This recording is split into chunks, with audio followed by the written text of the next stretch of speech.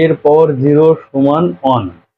সবসময় কোনো কিছু পাওয়ার জিরো যদি হয় ওয়ান হয় উত্তর, যেরকম।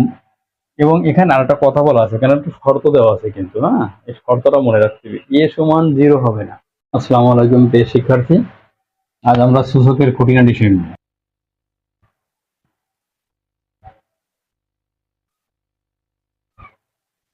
যখন এ ইজ নট জিরো, দেখো সূচকের খুঁটিনাটি মানে কি, তার মানে এই ভিত্তিটা জিরো হবে না। এখানে কিন্তু আমি এর আগে ক্লাসে আমি অবশ্যই শিখেছিলাম যে এটাকে আমরা ভিত্তি বলি। কি বলি?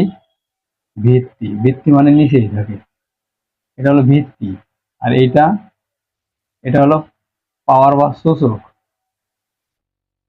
সূচক, এটা হলো সূচক। ওই যে সূচক হলো জিরো আর ভিত্তি হলো এ। ঠিক আছে, এই জিনিসটা বুঝতে হবে। তো এর পাওয়ার জিরো সমান যদি ওয়ান হয়, তাহলে ফাইভ এর পাওয়ার জিরো সমান কি হবে? এটা সমান ওয়ান হবে। ফাইভ এর পাওয়ার জিরো সমান কি হবে? ওয়ান হবে। আচ্ছা, তাহলে এক্স এর পাওয়ার জিরো সমান কি হবে? ওয়ান হবে। ওকে, এখন আমি দিলাম এইটা, ফাইভ এক্স এর পরে জিরো সমান কি হবে? ওয়ান হবে। কিন্তু আসলে এটা হবে না। ফাইভ এক্স এর পরে জিরো সমান কিন্তু ওয়ান হবে না। কেন হবে না? দেখো, এই যে পাওয়ারটা জিরো, এই পাওয়ার জিরোটা শুধু এক্স এর আছে। এই পাওয়ার জিরোটা কার উপর আছে? এক্স এর আছে, এটা কিন্তু ফাইভ এর উপর নাই। ঠিক আছে, এই জন্য এটা অন হতে পারবে না। কেন?